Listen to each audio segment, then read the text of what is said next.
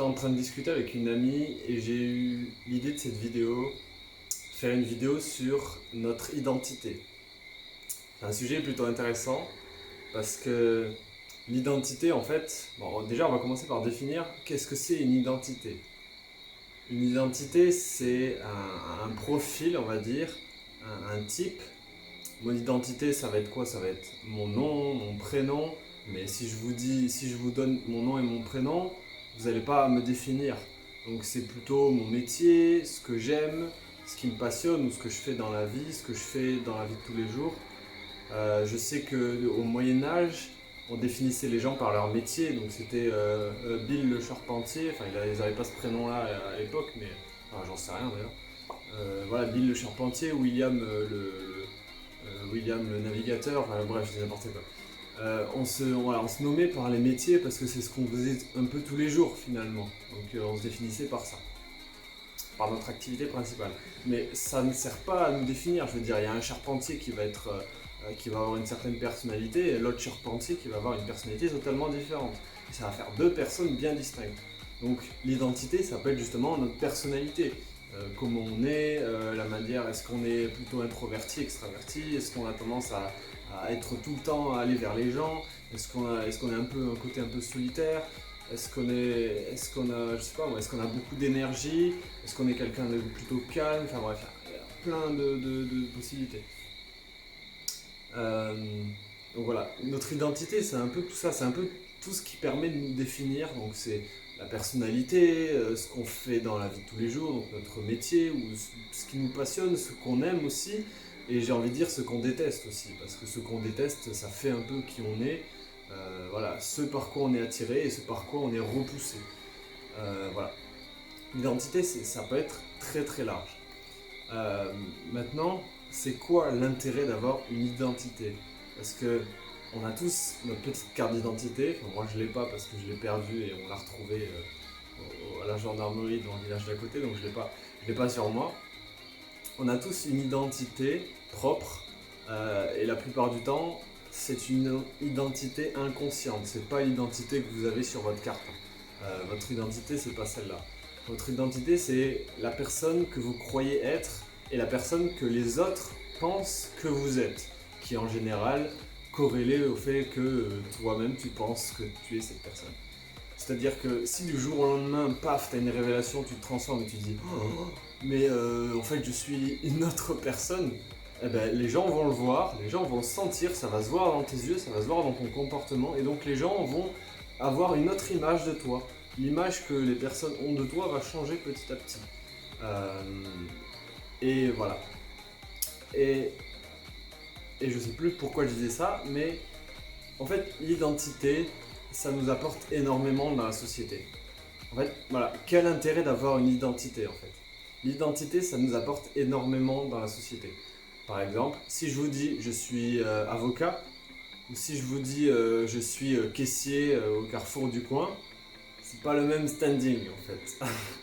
Si je te dis je suis avocat, c'est pas le même niveau d'études, pas les mêmes compétences, pas la même confiance qui se dégage bien souvent. Voilà, c'est un cliché, hein. Peut-être que le mec caissier chez Carrefour, voilà, il a beaucoup de capacités. Enfin d'ailleurs, ça n'a rien à voir avec les capacités, mais c'est pour vous donner un ordre d'idée. Voilà, si je vous dis que je gagne beaucoup d'argent et si je vous dis que moi je galère à trouver de l'argent, bon, voilà, pareil, ça peut faire partie de l'identité. L'identité, en fait, donc elle nous définit par certains critères et on peut avoir une identité qui va nous valoriser ou qui va nous dévaloriser. C'est-à-dire que si notre identité c'est j'ai beaucoup d'argent, j'ai un travail comme avocat, chirurgien ou voilà, les métiers type comme ça qui sont censés voilà, sauver des vies ou qui font gagner beaucoup d'argent et du coup, qui sont synonymes de réussite, en général c'est des métiers qui sont valorisés, on dit waouh incroyable, waouh t'es coach en développement personnel, c'est moi, waouh tu parles devant plein de gens, etc. Tu fais des trucs que peu de gens osent faire ou des trucs difficiles. Donc à partir de là, waouh, les gens sont impressionnés. Parce que ça fait partie de ton identité et du coup les gens vont associer, ok, t'es cette personne-là, voilà, tu fais ça et il l'associe à toi. Clac, ok. Sauf que, bon, on est bien plus que ça, et encore une fois, l'identité, on a tendance à se raccrocher à son identité parce qu'on se sent bien avec, parce qu'on se sent valorisé avec, et parce que les gens vont admirer le métier de chirurgien, de chirurgien, les gens vont admirer le métier de chirurgien, et donc ils vont vous admirer vous, pas parce que vous avez une certaine type de personnalité, mais parce qu'ils adorent le métier de chirurgien. Je vous donne un exemple. Si un mec il est fan d'un film, je sais pas moi, Jurassic Park, le mec est fan, ou Interstellar, vas-y, il y a plus de gens qui sont fans d'Interstellar. Mon frère il adore ça. Si vous êtes hyper fan d'Interstellar et que vous rencontrez un mec qui a joué dans Interstellar, alors que s'il faut ce mec-là, c'est même pas vraiment un acteur principal, s'il faut c'est juste un petit acteur qui apparaît que 5 ou 10 minutes dans le film. Donc vous allez lui dire, wow, c'est incroyable, j'ai vu Interstellar 31 fois, je te connais, t'es dans telle scène, machin, tu fais ça, machin. Et en fait, vous allez adorer cette personne, vous allez discuter, rigoler avec elle, parce qu'en fait, vous projetez ce que vous aimez dans le film Interstellar sur cette personne, alors qu'en fait, cette personne, elle a pas fait grand-chose dans le film, et qu'en fait, elle a eu un impact minime, et qu'en fait, c'était une personne qui était potentiellement remplaçable dans le film. Mais comme vous allez projeter votre enthousiasme et votre intérêt d'Interstellar sur cette personne, mais vous allez adorer cette personne, tout simplement. Parce que vous associez votre amour, votre amour voilà, pour Interstellar et cette personne-là, clac. Donc voilà, le cerveau, il adore les associations comme ça, il en fait tout le temps. Et donc c'est pareil, pour l'identité, si vous avez une identité qui est valorisante, eh ben, les personnes vont associer plein de choses géniales avec vous, en fait. Et du coup, forcément, les gens vont vous adorer, vont aller vers vous, vous allez plus facilement avoir accès à certaines choses, et vice-versa. Si vous avez une identité dévalorisante, peut-être que les gens vont moins vous parler, peut-être que les gens vont moins vous regarder, peut-être que les gens vont moins vous apprécier, peut-être que les gens vont... voilà, plein de choses comme ça qui font une nette différence. Et quand on se compare aux autres et qu'on voit qu'il y a des personnes qui ont une identité qui leur rapporte plus que ta propre identité à toi, eh ben, tu peux être tenté par changer d'identité ou du moins te construire une identité qui va t'apporter mais qui n'est pas vraiment le reflet de qui tu es au fond. Et ça, c'est malheureusement, le combat de beaucoup de personnes qui ont tendance à prendre une identité qui n'est pas la leur parce que ça les valorise. Et je vais vous donner des exemples très concrets, très faciles de distinguer ça, c'est-à-dire qu'il y a des personnes qui vont prendre une certaine tonalité de voix. Moi je parle comme ça, t'as vu, voilà, tu m'as compris. Certaines personnes qui vont employer certains termes grossiers, certains mots familiers, qui ont un certain langage, ça c'est plutôt les jeunes que je décris, qui vont employer un certain langage pour avoir l'air d'un mec, t'as vu, voilà, je parle comme ça moi, Théma, je parle comme ça, voilà. T'emploies un certain langage, oula, c'est les chats qui grognent. T'emploies un certain langage, un certain type de voix, un type de ton, parce que ça te valorise. Mais c'est pas toi. C'est pas vraiment toi. Je veux dire, naturellement, tu parles pas, ouais, Théma, fais Bélec, machin. Bref, je connais pas tous ces termes-là, et pour moi, je trouve ça totalement idiot de les utiliser. En fait, c'est quand t'es adolescent, pour t'intégrer au groupe, tu vas commencer à copier les autres. Mais au bout d'un moment, ça devient ridicule, parce que c'est plus toi, en fait. Mais tu peux être persuadé que c'est toi tellement tu les utilises, ces mots, ces façons de parler, ces façons de faire, ces façons de s'habiller. Voilà, quand vous allez je sais pas, quand vous allez à l'OM, peut-être que vous verrez énormément de gens qui porteront des joggings de l'OM, et désolé pour tous les supporters, mais je veux dire, c'est pas très original. Les gens ont tendance à se copier, c'est un peu l'effet de mode en fait. L'effet de mode, c'est-à-dire que on va commencer à avoir un certain type de pull ou un certain type de sac à main qui va sortir et tout le monde va l'acheter parce que c'est l'effet de mode en fait. L'effet de mode fait que comme beaucoup de personnes l'achètent, eh ben, tu te dis que si toi tu l'achètes, ben, tu vas récupérer quelque part cet effet-là de mode. C'est que voilà, si ça c'est beaucoup acheté, c'est que c'est considéré comme beau ou comme bien. Donc si tu l'achètes, tu vas récupérer ce bien ou ce beau. Et ça va, voilà, tu vas l'intégrer quelque part un peu à ton identité et les gens vont voir quelque chose sur toi que peut-être ils aiment sur d'autres personnes. Donc ils vont faire des associations, encore une fois. Peut-être que toi, ils t'aimaient pas, mais comme toi, tu portes un polo avec marqué Ralph Lauren et que Ralph Lauren, c'est une marque stylée, ben, tu vas aimer Ralph Lauren. Tu vas aimer cette personne plutôt.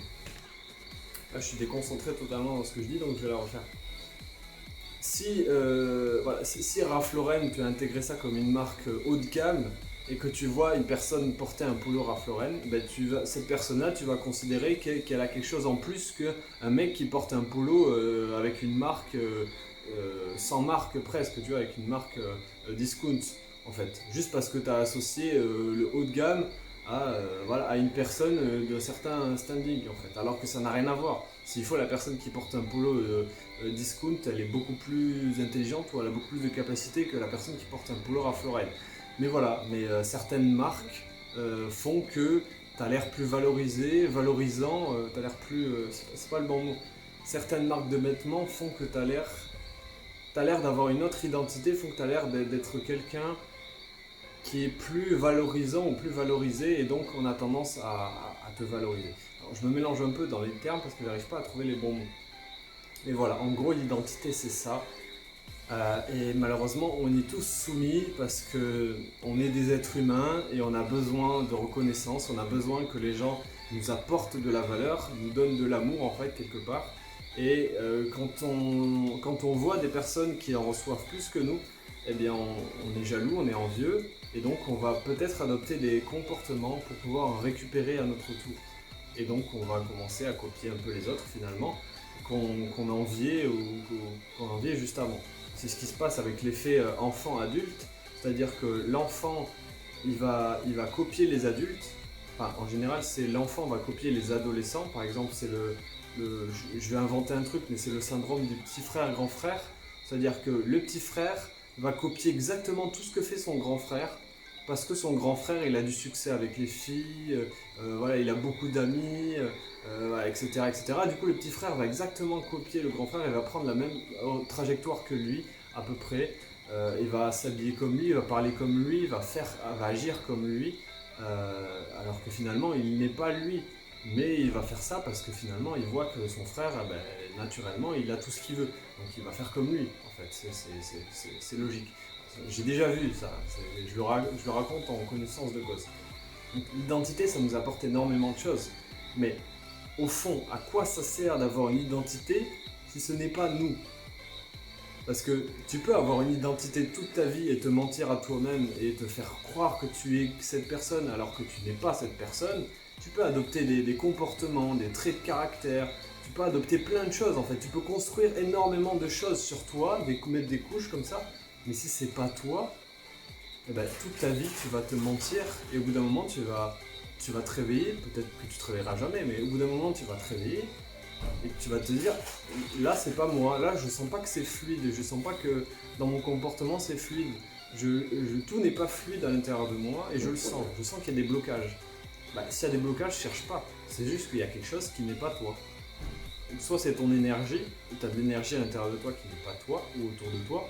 Donc forcément ça a dissonance, tu vois, c'est pas fluide, ça circule pas de manière fluide. Ou soit tu as adopté des comportements, des traits de caractère qui ne sont pas toi. Et du coup, c'est pas fluide. Parce que pareil, encore une fois, ça bloque. L'énergie, elle est fluide à l'intérieur de toi quand c'est ton énergie à toi, ton énergie naturelle. Si tu as construit des choses artificielles par-dessus quelque chose qui est naturel sur toi, ça marche pas. Et donc forcément, tu te sens pas bien, tu te sens pas à l'aise, tu as du mal à avoir confiance en toi, ou alors tu as une certaine confiance en toi, mais elle dépend des gens qu'il y a autour de toi. C'est-à-dire qu'avec certaines personnes, tu vas avoir confiance en toi, et avec d'autres personnes, tu vas te sentir intimidé et tu n'auras plus confiance en toi. C'est pas de la confiance en soi, ça. C'est juste que tu dépends des autres, et donc quelque part, il y a cet esprit de compétition. Si tu sens qu'en face de toi, il y a des gens qui sont moins à l'aise que toi, tu vas te sentir à l'aise. Mais si tu sens en face de toi qu'il y a des gens qui sont plus à l'aise que toi, tu vas te sentir très peu à l'aise. Donc en fait, ça dépend toujours des gens à l'extérieur, et donc c'est pas de la confiance en soi, c'est juste que tu bases ta confiance et ton fait d'être à l'aise sur les personnes qu'il y a autour de toi. Donc voilà, si on n'est pas vraiment naturel, si on n'est pas vraiment nous-mêmes, moi c'est ce que j'essaie de faire avec moi-même, c'est-à-dire j'essaie de déconstruire plein de choses que je pense savoir sur moi. C'est pas facile, ça prend du temps, ça peut prendre des années. Et juste pour comprendre en fait que personne que je pense être, que j'ai toujours cru être jusqu'à présent et qui agissait, qui faisait des trucs un peu toujours de la même manière finalement, c'était pas moi. Et quand tu t'en rends compte, ça fout les jetons, parce que tu te dis putain, déjà j'ai agi pendant des années de la même manière sans me rendre compte du truc, ou alors j'avais peut-être une petite idée derrière la tête, mais j'en étais pas là. Ou alors pendant des années, je pensais que j'avais énormément de problèmes de confiance en soi, j'avais du mal à m'affirmer, j'avais l'impression d'être dépendant des autres, j'avais l'impression aussi de manquer de motivation et d'énergie. Alors qu'en fait, c'est juste parce que j'étais pas moi-même, j'étais pas naturel. Et quand t'es pas naturel, ton énergie à l'intérieur de toi, elle est pas fluide en fait. Tu vois, c'est comme un fleuve. Si tu construis des barrages à l'intérieur, ces barrages, ça va être je veux construire ce barrage pour récupérer l'eau, pour que ça me fasse quelque chose, pour nourrir mes champs, etc. Ok, c'est bien, mais en fait, ça va t'apporter quelque chose de l'extérieur. C'est juste pour ça. Tu vas construire des choses sur toi qui ne sont pas toi pour récupérer des choses de l'extérieur. Voilà, pour récupérer de l'amour de l'extérieur, pour récupérer plein de choses en fait, que les gens t'applaudissent, que les gens te trouvent merveilleux, génial, mais t'as pas besoin de ça. T'en as pas besoin. Et tu vas construire des choses pour te sentir intégré, pour te sentir bien, pour te sentir comme les autres, etc. T'en as pas besoin de ça. Mais voilà, c'est la tendance humaine à aller vers ça et finalement à s'éloigner de soi-même en fait. Et forcément, l'énergie ne peut pas être fluide à l'intérieur de soi.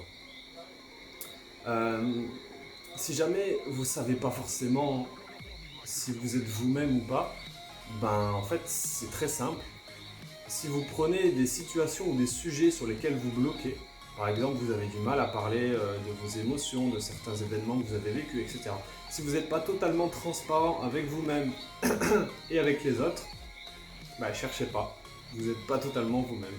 C'est quand vous ne pouvez pas être totalement transparent sur vous et sur ce que vous avez fait, quand vous avez encore des hontes, des peurs, des machins, voilà, c'est que vous n'êtes pas totalement vous-même, tout simplement. Quand vous êtes 100% vous-même, vous vous posez aucune question et vous faites, vous agissez. Le meilleur moyen de savoir quels sont l'exemple à suivre, quel est l'exemple d'une personne qui est 100% elle-même, ah ben, c'est hyper simple et ça va peut-être vous surprendre, mais les personnes qui sont les plus elles-mêmes sur Terre sont les enfants. Les enfants de moins de 5 ans généralement. En fait, la conscience commence à se développer à partir de 7 ans. J'ai déjà dit dans une précédente vidéo, la conscience se développe à partir de 7 ans. Donc à partir de 7 ans, on commence à avoir conscience du monde, conscience des gens autour de nous, conscience que si on fait telle ou telle chose, eh bien on aura telle ou telle chose. Si on ne fait pas telle ou telle chose, eh bien on n'aura pas telle ou telle chose, ou on aura des punitions, etc. etc. Et en fait, on se fait éduquer comme ça, on se fait conditionner comme ça, de plus ou moins indirectement. C'est-à-dire que le prof, il te dit concentre-toi et écoute-moi, sinon je te punis. Donc en fait, si tu te concentres pas et que tu n'écoutes pas, si tu te soumets pas à la volonté du prof, eh ben, tu es puni. Voilà. Donc tu peux en fait te soumettre finalement face à la volonté du prof, juste pour que lui soit content, même si finalement tu l'écoutes pas vraiment, mais que tu fais semblant de l'écouter. Dire combien de fois on était en classe, resté assis sur notre chaise, à faire semblant d'écouter notre prof, alors que finalement on n'écoutait même pas, ou on s'en foutait complètement. C'est-à-dire que ça rentrait là et ça sortait là. C'est-à-dire combien de fois on a fait ça? Et pourtant le prof il nous disait rien parce que on avait l'air de l'écouter. Et ça sert à rien de faire ça. On perd du temps, il perd du temps, on perd du temps, ça ne sert à rien. Mais comme le prof il se sent rassuré, il se dit c'est bon, ma classe m'écoute et ma classe est concentrée, eh ben tout va bien, il ne te punit pas. Mais du coup tu te soumets, tu te conditionnes à une volonté qui n'est pas la tienne. Ça sert à rien de faire ça. Ça t'apprend juste à te soumettre. Si l'école est là pour apprendre à nous soumettre à des profs ou à des patrons ou à des volontés d'une supériorité hiérarchique, bah t'es gentil en fait, on apprend juste à nous soumettre en fait. Ça ne sert à rien. Ça ne sert à rien et en plus, ça nous limite en fait. Ça fait en sorte qu'on est tout le temps obligé d'obéir à une certaine autorité qui serait plus grande que nous. T'es gentil toi. Normalement, les autorités sont là pour te protéger. Ils sont pas là pour te dire assis-toi et écoute-moi. Non, non, c'est pas là pour ça. Une autorité, c'est là pour te protéger. Un flic, il est pas là pour te dire, pour te mettre le flingue sur la tempe, pour te dire, mais non, et ça suffit, écoute-moi. Non, non, il est là pour te protéger, normalement. Ce qui est pas du tout la même manière de faire, hein. C'est pas du tout la même approche, hein, mais pas du tout. Donc voilà, ça c'était le petit exemple. Il y a des manières indirectes de te conditionner, de t'éduquer, c'est-à-dire que c'est l'exemple du petit frère, grand frère. C'est que si tu vois ton grand frère qui a énormément de succès avec les filles, énormément de succès auprès de ses amis, etc., tu vas, tu vas te dire, ok, il faut que je fonctionne comme ça si je veux avoir la même chose. Donc tu vas le copier. Et si au contraire tu vois ton frère ou ta soeur qui galère avec les filles, les mecs, qui galère auprès de ses amis, eh bien tu vas avoir tendance à partir dans une autre voie parce que tu te dis, ah cette voie elle marche pas. Et ça donne des frères et des sœurs qui sont soit trop pareils, soit trop différents. Voilà. Voilà. En gros, c'est ça. Donc, l'identité, elle est basée sur ce que l'on pourrait avoir de l'extérieur ou non. Et le meilleur moyen de s'en détacher, bah, c'est de se déconstruire de tout ça. C'est de repérer déjà quels sont les barrages que l'on a mis sur notre rivière. Notre rivière, elle doit couler, elle doit être fluide, elle doit être naturelle. Je veux dire, vous n'avez pas besoin sur une montagne de diriger l'eau pour qu'elle aille au bon endroit. L'eau, elle va toute seule au bon endroit. Vous n'avez pas besoin de l'aider. Vous pouvez construire un canal, vous pouvez faire ce que vous voulez, mais l'eau, elle y arrivera au bout d'un moment. Je veux dire, l'eau, elle trace son chemin toute seule. Vous n'avez pas besoin de faire mille et un trucs.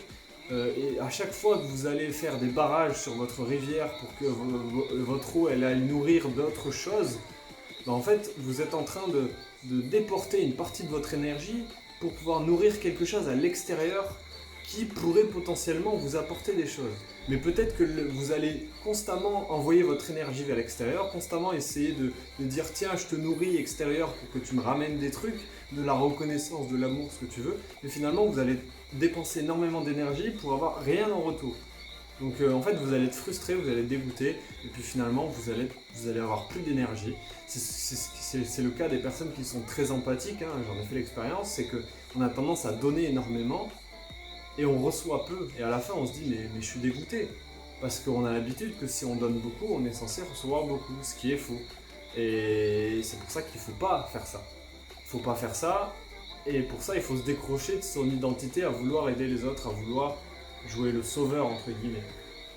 Avoir la casquette du gentil. Ça aussi, c'est une identité, hein. La casquette du sauveur, la casquette du gentil, c'est une identité. C'est-à-dire que comme intérieurement, il y a des gens qui nous ont fait souffrir pendant l'enfance, des bourreaux, etc. Des gens qui nous ont, voilà, ça va être des professeurs ou des camarades de classe qui nous ont pas fait du bien pendant l'enfance. Eux, on les a mis dans la case des méchants quand on était petit. Et donc nous, on s'est dit, je veux pas être comme eux. Moi, je veux être gentil. Donc, par effet de miroir, on s'est dit, ben, je vais être tout l'inverse de ces personnes-là.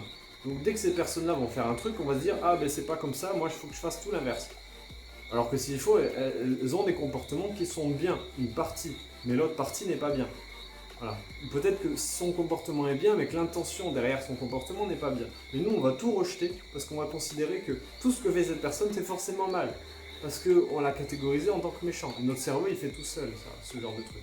Et comme nous, on va être gentil, et bien du coup, on va commencer à aider les autres. On se dit, cette personne-là, elle est personne, de toute façon, elle est égoïste. Mais nous, on va constamment aider les autres parce que moi, je suis quelqu'un de bien, je suis génial, etc. Je suis génial. C'est pas ce qu'on se dit, mais. Vous voyez un peu le truc. Et tout ça, c'est inconscient. Et on va agir par rapport à l'identité que l'on veut avoir sans vraiment laisser parler notre identité propre qui finalement n'a pas d'identité. C'est-à-dire que notre identité naturelle, elle n'existe pas. Je veux dire, vous n'avez pas un truc dès la naissance comme ça, naturellement, biologiquement. Enfin, biologiquement, notre identité, on peut dire que c'est notre ADN. Mais est-ce que sur notre ADN, on peut vraiment voir qui on est? C'est difficile quand même. Mais on a tous un ADN unique. Donc on pourrait dire que c'est notre empreinte finalement biologique unique à tous. On est tous uniques, ça c'est clair. Donc on a tous quelque part une identité qui est unique. Et forcément, plus tu copies les autres et plus tu ressembles aux autres, bah, moins tu te rapproches de qui tu es, ça c'est une évidence. Mais ça peut te servir à te construire, ça peut te servir à vivre des expériences pour finalement te rendre compte, est-ce que ça te plaît, est-ce que ça te plaît pas, est-ce que ça se rapproche de qui tu es, est-ce que ça te permet d'être dans une énergie plus fluide que tu l'es d'habitude, ou pas en fait. Mais le mieux pour moi, c'est de se déconstruire et de se dire, mais en fait, j'ai pas d'identité, je suis personne. Moi, je m'appelle Axel Goninet, mais je ne suis pas Axel Goninet. Je veux dire, moi, je suis quelqu'un de spirituel et je sais qu'il y a d'autres vies. Je sais qu'il y a des vies antérieures, je sais qu'il y aura des vies plus tard dans le futur. Je veux dire, après ma mort, je vais encore avoir d'autres vies. Et vous aussi. Je veux dire, on a vécu des vies avant cette vie, ou des vies parallèles, ou je ne sais quoi. Donc, on n'est pas la personne que l'on croit être. Je veux dire, c'est pour ça qu'on est tous uniques. Je veux dire, si on était tous pareils et fabriqués à l'usine, eh ben, la personne se réveillerait, pouf, elle est là, elle sort du ventre de sa mère et pouf, elle est comme l'autre personne qui est née il y a 2 secondes en fait.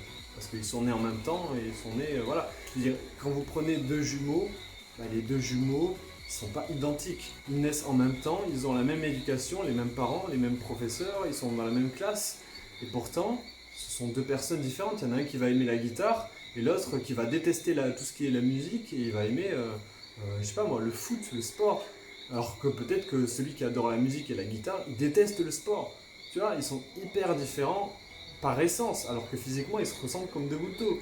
Donc est-ce que l'ADN peut vraiment permettre de voir ça? Je sais pas, mais l'ADN c'est plutôt physique et biologique, donc c'est pas forcément en rapport avec l'identité propre.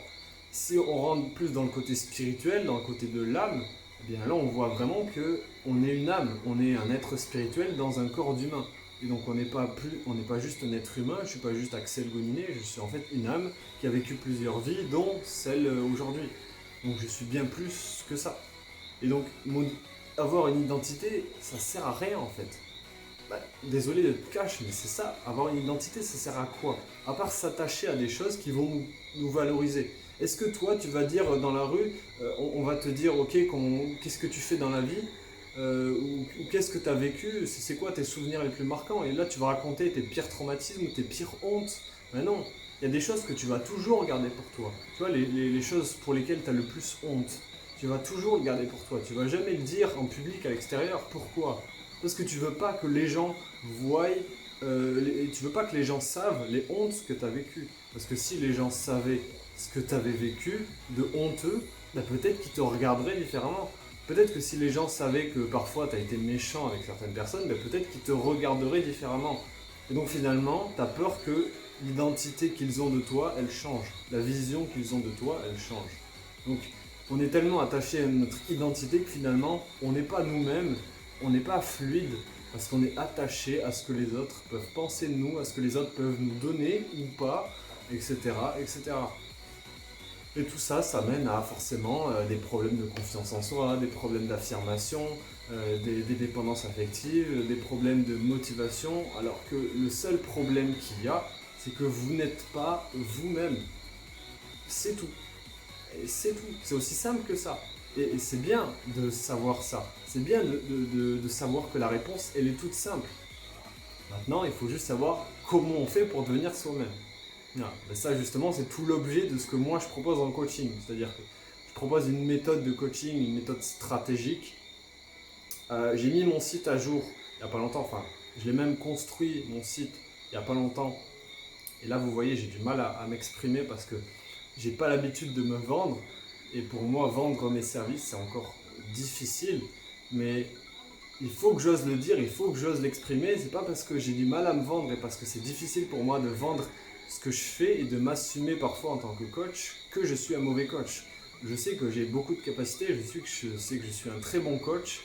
Je le sais, je le vois en coaching et je le ressens au fond de moi. Je sais que je suis fait pour ça et pourtant j'ai du mal à me vendre, j'ai du mal à proposer mon programme de coaching, j'ai du mal à faire ça. Et je pense que c'est ça, il faut assumer qui on est, il faut assumer avec ses erreurs, ses faiblesses, ses hontes, etc. Et voilà, moi j'ai honte de ne pas arriver à vendre finalement mes coachings ou d'avoir du mal à oser dire voilà, je suis coach en développement personnel et je propose un programme, etc. Voilà, il faut le dire en fait. Et rien que le fait de le dire, voilà, juste face caméra, ça me fait du bien. Et ça me permet justement d'enchaîner sur ce que je fais. Parce que si vous voulez redevenir vous-même, il n'y a pas 36 000 solutions. Vous pouvez essayer de le faire vous-même, mais si vous avez du mal ou si vous ne savez pas comment procéder, moi j'ai établi une technique par rapport à ça. Parce que moi je l'ai vécu moi-même. En fait, je suis arrivé en Guadeloupe l'année dernière et mon objectif c'était de changer ma vie. Je suis parti à 6000 km de chez moi, habiter là-bas pendant des mois et ça fait un an bientôt que je suis ici. Dans un mois, ça fera un an, tout pile, que je suis ici et je compte bien rester encore en Guadeloupe parce que mon but c'était que ma vie elle change. Et ma vie elle a énormément changé depuis que je suis arrivé en Guadeloupe. J'ai vécu des expériences que je ne m'attendais pas à vivre, des expériences très personnelles, hein, très personnelles. Mais ça m'a fait découvrir des parties de moi que je ne connaissais pas. Et à la base, je pensais que j'avais des tas de problèmes. Je pensais que j'avais énormément de choses à régler, alors que finalement, j'avais rien à régler. La seule chose que j'avais à faire, c'était de savoir qui j'étais, de ressentir qui j'étais, et ensuite d'aller vers qui je suis. Et de trouver tous les blocages qui finalement m'empêchent d'être qui je suis. D'être qui je suis pleinement, au fond de mon âme, au fond de mon cœur, au fond de toute ma lumière en fait. C'est ça, qui on est vraiment. Et il n'y a pas d'identité, il n'y a pas de ok, quand je suis comme ça, je suis comme ça, comme ça, comme... Non, il n'y a pas d'identité à définir, vous n'êtes pas une identité, vous n'êtes pas une identité comme ça bien cadrée, non. Vous êtes qui vous êtes, mais ça vous le découvrirez de plus en plus tout au long de votre vie. Même quand vous serez pleinement vous-même, vous découvrirez encore des choses sur vous qui vous surprendront. Mais pour ça, il faut déjà se rapprocher de soi-même. Et donc, pour vous rappeler ma technique, parce que là j'ai l'impression que à chaque fois j'évite le sujet, moi je fais un programme de coaching stratégique, donc avec une stratégie de coaching. Le but de cette stratégie, c'est qu'elle est adaptive. C'est-à-dire que je peux l'adapter chaque semaine, chaque jour, chaque mois. Donc en fait, on se voit 2 fois par semaine pendant 3 mois ou pendant 6 mois. Ça dépend de tout ce que vous choisissez. Donc 3 mois, c'est 12 semaines. 6 mois, c'est 24 semaines. Et on se voit à peu près 2 fois par semaine. On peut se voir pour une séance de coaching, pour une séance de formation. Je fais en général du coaching et de la formation. On peut se voir pour des exercices, pour que je te forme à faire un exercice qui va beaucoup t'aider, qui moi m'aide énormément aussi. On peut se voir également pour organiser un soin énergétique, pour organiser juste une séance où juste on discute, on voit ce qui se passe. Enfin, voilà. De toute façon, moi je suis là pour vous accompagner et si vous êtes intéressé par ce que je fais, c'est ça qui se passe. C'est-à-dire que je t'accompagne et on discute ensemble pour voir quelles sont les meilleures stratégies. Moi j'ai déjà un panel de stratégies et d'idées que j'ai mis en place. Et donc je peux t'apporter mon expérience, mon savoir-faire, mon expertise. Moi j'ai développé une technique pour pouvoir bien comprendre comment est ton fonctionnement. Je l'ai appelé le système énergétique.